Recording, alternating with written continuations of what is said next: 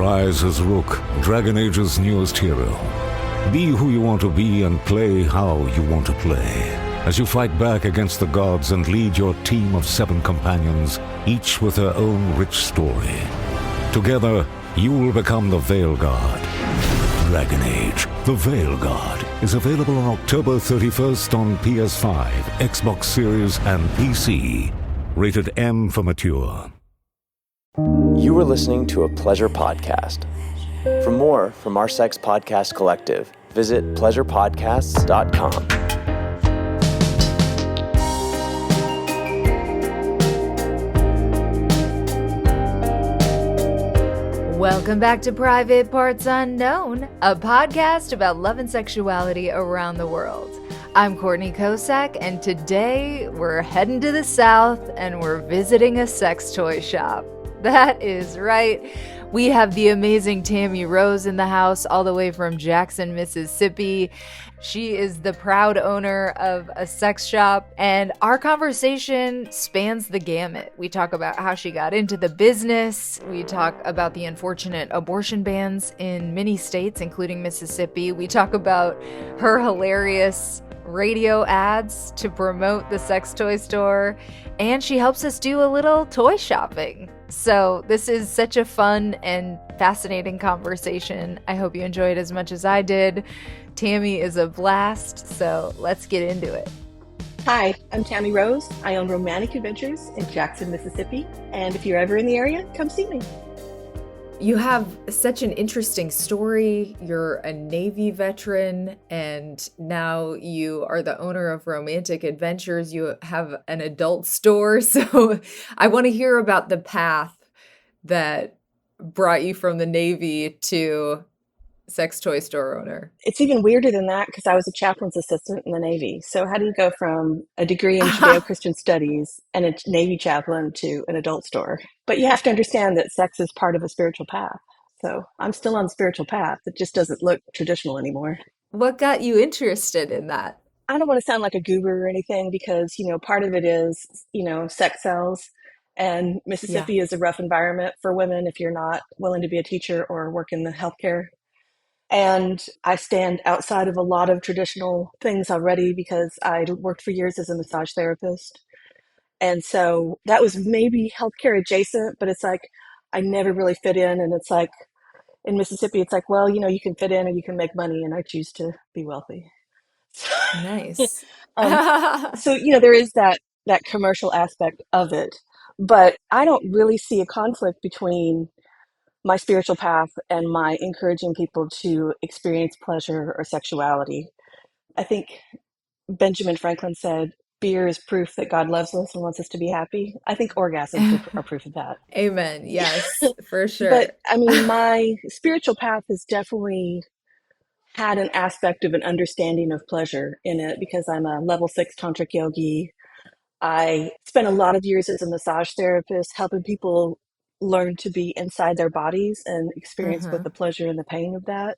And sex toys are maybe the next level beyond that, is where you start to, understand the signal difference, that it's a sensation and how you perceive it is what makes it pleasure or pain. Our physical reality is very much connected to our spiritual reality. And sex is a great, a medium to experience that because it is incredibly connected. And when you get into that flow state, you're either with yourself or with a partner and you're really in that, that kind of divine medium where creativity can strike and, poems get written and art gets made. And I really believe that humanity as a whole needs to spend more time in that creative space. And sex is an awesome vehicle to get there. Yeah. Oh, I love that, spiritual, sexual thread in your whole journey. So you started the sex toy store 10 years ago. Is that right? What gave you the idea? Actually, I bought the sex toy store 10 years ago. I was living with a guy who he and his brothers had an old hotel that just was really, it had kind of turned into, a seedy old 50s hotel. And they wanted to do something different, kind of turn the property around. As a result, our whole section of town has kind of gentrified since then, but they were really the first ones that came in and said, our dad bought this property in the 50s and it's fall into disrepair, but we're going to turn it into something commercially viable. And it was far enough outside of town that you could go there, and it was a big enough space. And they were really thinking outside the box when they did it. But their parents moved to Mississippi in the 50s and 60s because they were very progressive and they were very involved in the civil rights movement. Oh, interesting. And they kind of had that legacy of, like let's stick it to the man. Yeah, let's yeah. let's let's color outside the lines. And so you could see that in the family, that they were people who were willing to go against the grain. And man, doing a sex store in Mississippi is way against the grain. But he and I were partners, and he really, really was ashamed of the store. And he really had a lot of problems with it. It created problems in our relationship. He refused to have any kind of therapy or deal with his sexuality or his problems at all. And I was running a spa until 2008. I was a massage therapist and I ran my own spa. And then the economy collapsed. It was the economy collapsed, the Gulf oil spill, Mississippi, and then Katrina came. And it's like Mississippi got hammered, hammered, hammered, hammered. Yeah. I watched 12 spas go out of business before I had to close mine. And it was terrible because I had it for 4 years, and I boomed for 2 years, and I struggled for 2 years. But I learned a lot about running a business even under stress. So, my business was winding down. He was really struggling in the sex store because nobody really, all the brothers, they were like engineers and architects and lawyers, and none of them had any retail background. And so they did not understand the processes that you have to do. They didn't understand inventory. They didn't understand receiving. Like, they just wanted it to make money, and it was making money, but they were not paying attention to the numbers. Uh-huh. And your success in business is all about your numbers. So it came to a point where they never wanted to update any of their products. So they were actually selling stuff for less than they were buying it for because prices increased, but they never updated anything in their system. So I shut down the spa, and I said, well, I'll just work on the desk for you because you're having trouble making payroll. Like, I don't know what's going on, but I'll just be free labor. And in 1 week I was like, oh, oh, I know why you're not making money. Oh, yeah, you're losing money every day. You do better just shutting the doors. And that led to a big fight. Um, and it kind of went downhill from there. But he let me manage it for a little while. And we had a fight in a Mexican restaurant, and I was so embarrassed. I was so embarrassed to be having an argument in public. And he was mad because I had made the store so successful, he had to pay taxes. Oh, I had taken it from 500,000 to 1 million, and he was mad. damn. And I said, well, I'll tell you what. Why don't you sell me the store and I'll pay all the taxes? And he said, I would love that. And I was like, check, please. Good for you. Yeah. And so a lot of things happen in my life because at some point I get to a point where I was like, what's this going to cost? I need some peace. What's it going to take to bring me peace? Well, it sounds like, maybe, yes, they were like failing on the inventory and the all that stuff, but also, isn't it important to like cultivate some kind of education and like there needs to be a little bit of a community around a business like this, I would think. Is that accurate? Yes, for sure. And that's one reason that I think I had just hit this like a fish hits water because I was so used to talking to people about anatomy, and I was used to like handling uncomfortable conversations and hearing, man, when you give somebody a massage and they like get relaxed, you get all their truth. And so weirdly, people, it's like hairdressers in the porn store, people will just walk in and tell you their whole deepest, Uh-huh. darkest secrets. And you're like, well, let me show you this. Sounds like a Uh-huh. problem. Let me see if I can find a solution. And because I was able to take it to that level and give people that personal one-on-one, I think that was really the secret behind a lot of the success and probably an obsessive use of spreadsheets. But if you can blend those two together, you got it. You got a secret for success. I love that. The numbers are important.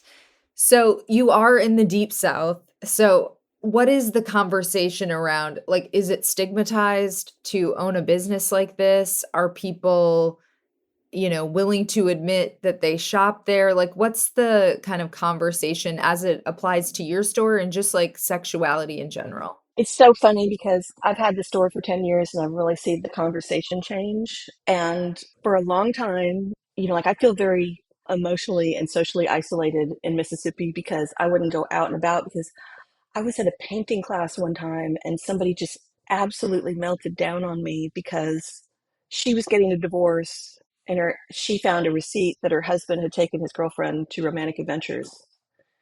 And I'm like, well, how come he wasn't taking you to romantic adventures? And she's like, I would never. And I'm like, but she did. That's why you got divorced. Yeah. She did. And she got your man. How is this my fault? You could have walked in with him, right? So it's like, that was a super uncomfortable moment, and I just kind of had to like let her vent. Yeah. But it is either, they love me or hate me. There's no in between. There's no in between. But I have 10 years of speaking to people on the radio, and all of my radio ads are just kitchen table. Like, I'm sitting down with you, and we're going to talk about stuff. And I have a whole collection of words that I cannot say. And I've made my own vocabulary of, I don't say toys, I say gadgets, like a whole, supplements and, various things I can't say. So, but I was at a friend's house and there was a party and there were kids. It was like a, moms get together and drink wine and the kids are playing in the playroom upstairs. And her 11-year-old was downstairs and somebody said, Tami Rose, grab me that thing out of the fridge or whatever. And she said, Tami Rose, that reminds me of that commercial. And she starts singing my commercial. And I mean, she gets it word for word for word for word. And Shop Romantic Adventures, which is exactly what you want your 11-year-old singing, right? And they're like, yeah, that's Tami Rose. And I turned around, I'm like, I'm Tami Rose, come see me. And she's like, oh my God, you're a celebrity. And so now I went from, I hate you, you ended my marriage, to, oh my God. And it, from day to day, it could be either one of those or anything in between. It's really crazy. So you can advertise on the radio as long as you're not explicit. So that's why you have these like substitute words so that you can kind of like get through the censors. Yes. Yeah. And it was so funny because for a long time, nobody would take our advertising money. And a guy who sells radio advertising came in and did a cold call and we're like, well, they won't let you, but you can try. And he goes, I know a sports talk radio station that they're so hungry, they'll take anybody's advertising. And we're like, okay. And so we started on sports talk and, it was like $1 per 1,000 people that heard it. It was super cheap. And Rhett Evans is our radio guy. And at that time they had characters and he would do scripts and all that, but we did sports talk radio. And every time somebody came in, we would ask him, where'd you hear about us? And not long after we started on that radio station, a blind guy got driven to our place and had a seeing eye dog and a cane with some orange on it. And he bought a movie. And we're like, so how'd you hear about us? And he's like, oh, I heard you on Sports Talk. He said, I listen to sports radio because my vision is so terrible. And we're like, okay, so you bought a movie? Oh, yeah. I didn't even realize. How's he going to watch the movie? Yeah. And he looks down at his dog and he said, oh, I just like to listen to the dog watchers. Amazing. And that was, we called Red. We're like, Rhett, you're not going to believe this. He's like, oh, I am so telling that in the sales thing. He's like, that's going to make me super salesman of the year at my radio station. Like, I could sell porn to a blind man. Oh my God.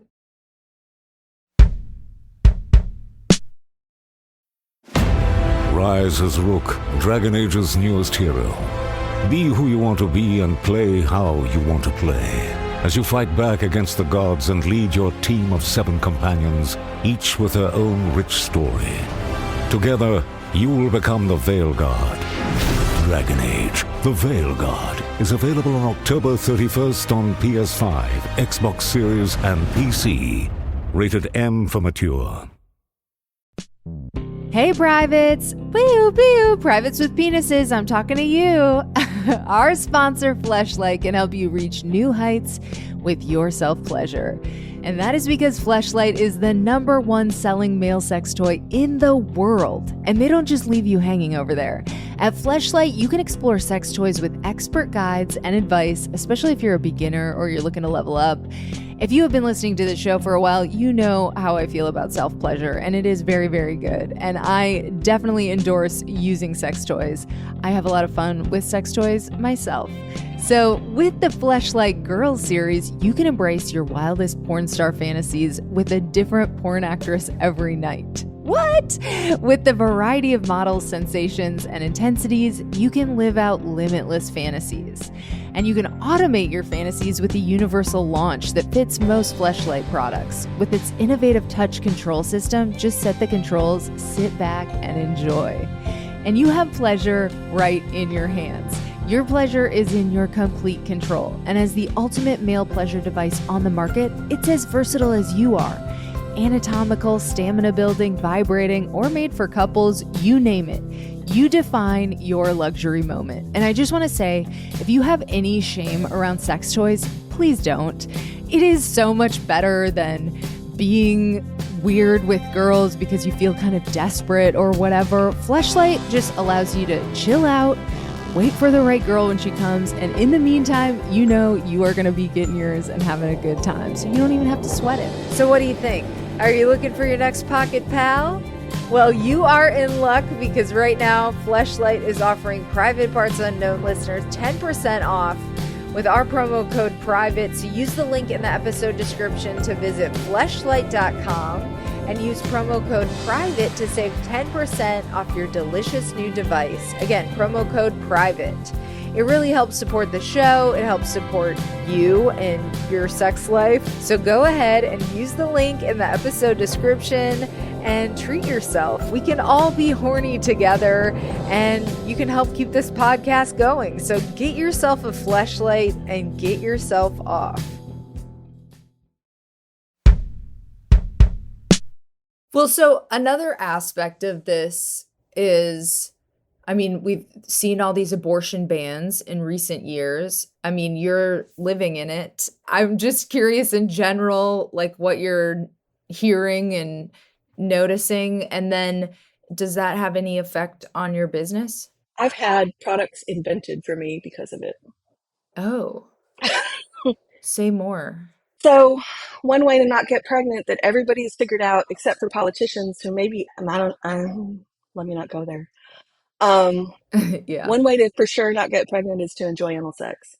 Oh, So there is a line of products that people who enjoy anal sex use that specifically when you inhale it, it relaxes things. oh, So makes everything more enjoyable. And that was something that was typically marketed to the rainbow community of all stripes. mm-hmm.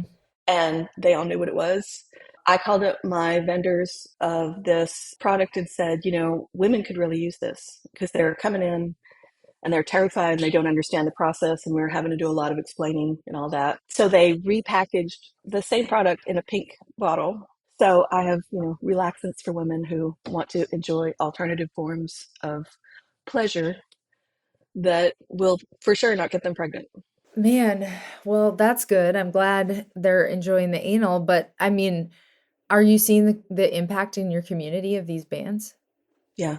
What does it look like? It's horrible. It's horrible. It makes me angry every day. I have a niece that I love dearly, and she helps me write the website, and she lives in Alabama. And she, early in the year, came up with the theory of I'll move to New Mexico because New Mexico is a non-ban abortion. Uh-huh. She really wants children. Her mother had a lot of trouble getting pregnant and delivering successfully. It is, you know, genetically very probable she'll have trouble too. If she got unexpectedly pregnant right now, she would have to travel 14 hours to get to any kind of palliative care of somebody who would do anything for her. Yeah. So her plan was to move to New Mexico, Albuquerque. And I was like, you know, that's a great theory, except for Project 2025. It plans on a national abortion ban and ban of methylpristone and any kind of contraception. Yeah. So you're going to have to move further than New Mexico if you want to start a family and have any kind of medical care.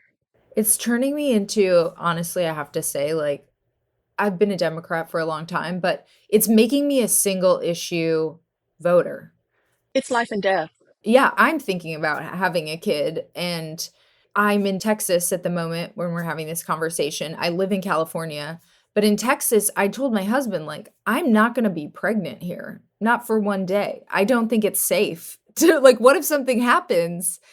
I don't want to sacrifice my life. That's not what this is. It shouldn't be about that. Yeah. People don't realize how it's actually people that maybe want to have kids that are severely impacted by this too. And we had such a disruption in the social fabric of being able to get together on any kind of level during 2020. Like we all went into the cave. And then, men are frustrated because women aren't at the bars. Like we've all been catfished on the apps one too many times. If you are looking for a healthy relationship, where do you go? Where do you go? Yeah. Because we can't be found. I mean, I personally, like, I'm not going out there. No, I'm single and I am not in the streets. So people are desperate and lonely. And all these things that they're doing, to drive women is just driving women further and further away, out of state, out of the country. Like, how far do we have to go to be safe? Yeah. It's very, very frustrating. It's very frustrating. And I want to smack people that say, but my taxes. And like, nobody in Mississippi is part of the oligarchy. It is not going to benefit you No. at all. You do not have a yacht. Sit down. Yeah. Like. Right. If you don't have an au pair, we don't need to have this conversation. Like, I don't understand how people are so easily convinced to vote against their own best interest. And how they don't understand that it's not just a matter of, I want to terminate a pregnancy. It's a matter of, I need to make the right choice about my health care. I need access to people who Yeah. understand. Because the problem is, we're going to go through this in 5 or 6 years. We'll have a turnaround. But by that time, anybody who's been trained by Planned Parenthood or has years of experience or, who fought the fight and understands how important it is, all that talent is going to have left the medical field. Oh, yeah. And we're going to start again. And it's going to be rough on women for the next 20 years. Yeah, it's horrible. I mean, I hope it determines the election, honestly, because I think it's like that important. There's other issues that are very important, but as a woman, I'm like, oh, you guys fucked up. Yeah. You guys really fucked up. Yeah. Yeah. And I hope that even beyond the election, that they have enough sense to make better laws and listen to the people. Let's codify this nationwide. And then we can go back to a party system that's like a little bit more, like I'm not mad at the other side. I just like, let's have it be livable. Yeah. The other thing is, in 23 years of being open for business, we've never had a break-in, not once, until after the Dobbs decision. Our local, I forget if it was CVS or Walgreens, decided they would not carry, some of them don't carry birth control, and they would not carry methylprednisolone. And as of right now, I have a morning after pill in the store, and somebody broke in and stole all the morning after pills. Oh. And nothing else. How serious is that? That's really serious. Thank you for selling that. That is such a service. Right now, while I can. Well, it's legal, I will. Yeah. That's like a stark example. Okay, so Okay, lighten up. Let's get happy again. Okay. Yeah. You talk to a lot of people about sex in your work. I do. What are some of the most common misconceptions about sex and pleasure that you encounter in your store? Everybody thinks they're the only person who ever felt that way. And it's like, you're not the only person who felt that way. Let me take you over to the wall and show you 6 toys that address this one thing. Like, so I will say, Mississippi is a state that doesn't do any sex ed. So it's awesome to kind of open people's minds to the fact that, Yeah. there's a lot of different ways that your body can experience pleasure. There's a lot of different things you can do. And there's a lot of things in my blog, like, 10 ways to blow your wife's mind and things like that, like we sell the glass dildos. And I was like, put it in the freezer. Try that. Oh. Run it under warm water. See if that feels different. Run it under your arm and then under your leg, or like expand your area of erogenous zone, and that's always a lot of fun. Yeah, for sure. Okay, so let's talk first for individuals who might not be a regular sex store visitor and maybe toy curious, but they don't really know where to start. What would you recommend to them? Like if they came into your store, like where to start? I mean, the business maxim is find a need and fill it. So it's like they're usually, if somebody has come to the edge of town and walked in my door, there's something that's driving them there. There's some frustration or pain point or, curiosity. So that's a great place to start. It's great to know, like, what do you love? What's the one thing you've done that, totally rings your chimes? Are you external? Are you internal pleasure? What do you have fantasies of? What's the fiction that you read that you would never do in person, but you read about on your Kindle? So like kind of go into their fantasy. And that's one way I train my staff to help people shop is like, usually when they come in my door, they have something in mind. It's like, is this your first date and you think like you want to take things a little further? Like, do we need Uh-huh. rose petals?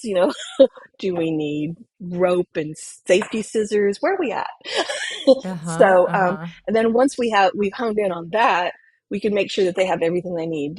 Have you ever tried lube? Do you want to try something that like might make the back of your throat numb, or something that like something to take you all the way to the edge of where you're comfortable and maybe a little further. Yes. Okay, so what about for couples?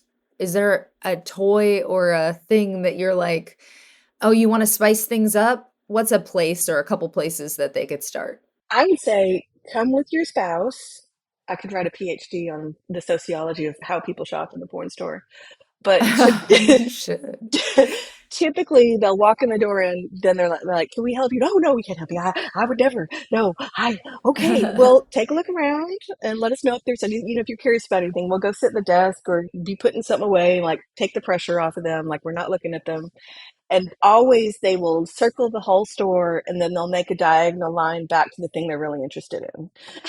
Oh. So, I would say if you've never introduced toys, like come in with your spouse and maybe don't buy anything. Just say, this is part of our date tonight. We're going to go to dinner Uh-huh. and then we're going to go by here and we're going to look around and we might just laugh at the other people in here. And that's what we're there for.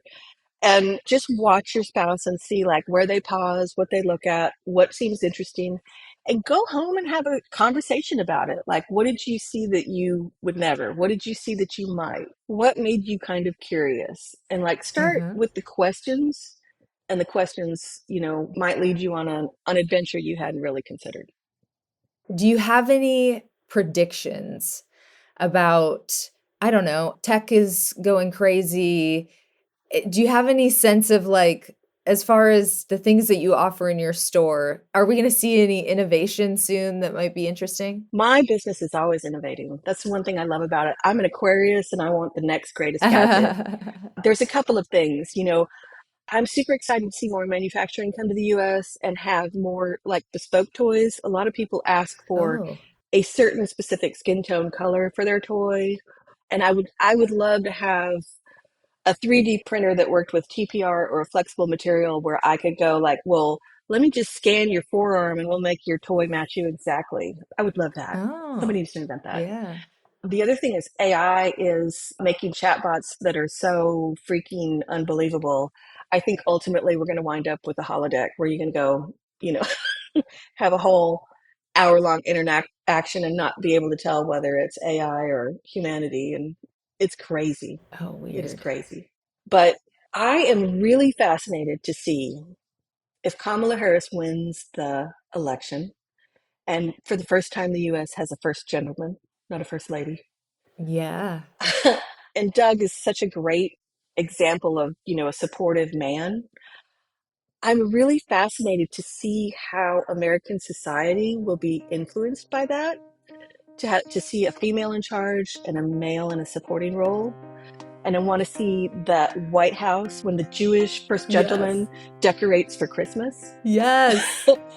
And I'm very, very hopeful to see joy and love and acceptance modeled as the primary American couple in the White House. I think it's going to be so good for the country and for business.